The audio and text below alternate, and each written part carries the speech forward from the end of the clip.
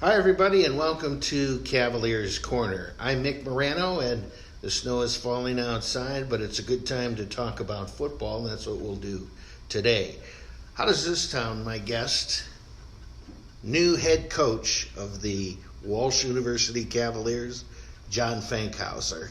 Has a good ring, doesn't it, John? It's a ring I've been waiting to hear for a little bit of time, but it does have a nice ring to it. I'm excited about the opportunity that I've been given to lead the program.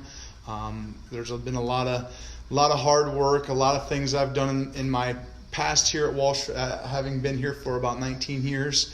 There's a lot of times that I never thought I'd get to this point. But now that I'm here, I got the opportunity. I'm going to roll my sleeves up and go to work and run with it. When you heard it from Dale Howard you were going to be hired here, I bet you were just absolutely thrilled with it.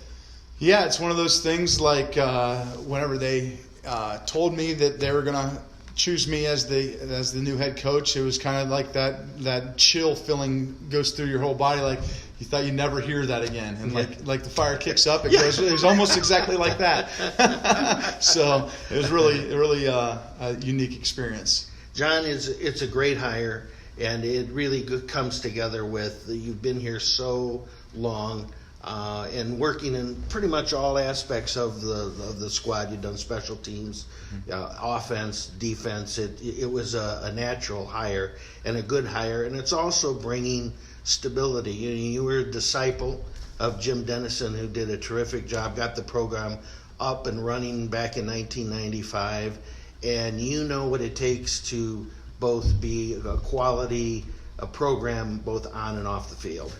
Yeah, that's one of the unique things that I thought I brought to the possibility of getting the job, was the continuity from the staff that we currently have, and also the legacy, if you will, of the history of the program.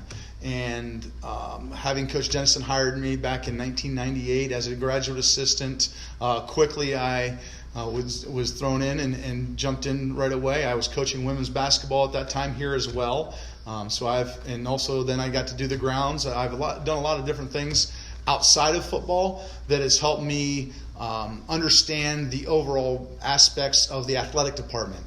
On the football side of it, having studied under Jim Dennison for all those years, having played for and coached for Jim Tressel at Youngstown State, I have a unique idea of how we want to get things going and how to keep things going from what we've gained from this past year. But Coach Dennison's thought conditioners, his PMA philosophy, all those things are things that I want to re-enhance in our program and get our kids to understand that, because they've kind of lost a little bit of a touch with the past. Right. Previous years, I know Coach Pfeiffer did a pretty good job of reuniting our alumni a little bit and bringing those guys back around to talk to our current team, and that's not as big of a bridge as it was a year ago to cross. As you mentioned that Dan Pfeiffer, a few years ago, the program struggling both on and off the field. He kind of laid some pretty good groundwork, and there was obviously an improvement. We went to 4-7 last year, played pretty competitively most of the season, and this is something that he laid, that you and your entire coaching staff laid the groundwork for improvement now. Yes, that Coach Pfeiffer did a great job of changing the culture. He got the original part of it back, as changing the culture and allowing our kids to understand what it means to be a Walsh football player, what it means to be a Walsh student athlete. Those were big things that he got started. Those are things I'm indebted to him as well for, some of those things that he helped teach me, but we all kind of knew anyway. We wanted to get that thing going, and we're excited about building those traditions and continuing that process of not just being great players on the field, which is a big part of it, but also being great people off the field.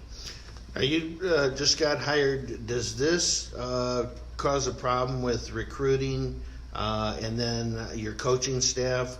How do you see that? You've got a good staff from last year, and the recruiting, is that because you came in, they hired you just a week ago? Is that going to cause problems for you as far as recruiting? Well, I think there's always going to be a little bit of that negativity from the outside of what's going on here. That will always probably be prevalent in some fashion. What my goal is to get the kids that we have on our board, and the great thing about me being here previously is we already had a recruiting board built.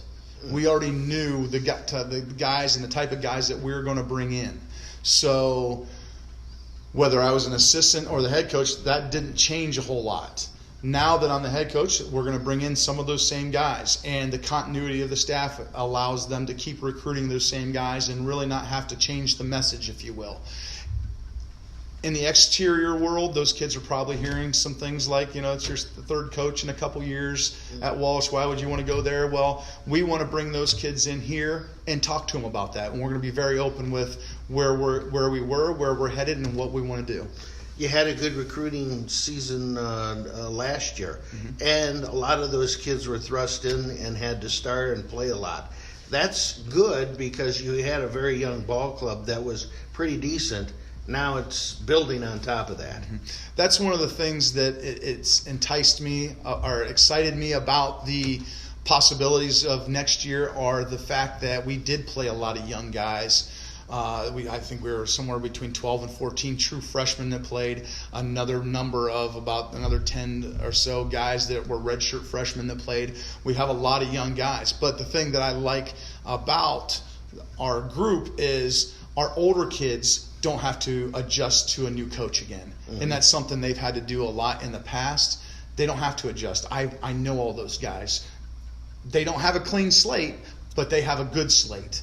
And the positives that they've provided, I believe we're going to build with our senior class. I believe we're going to build with our junior class. And those young guys are going to keep getting more and more playing time and help us get over the hump and win a GMAC conference championship. As you look at it offensively, are you going to steer towards a balanced attack?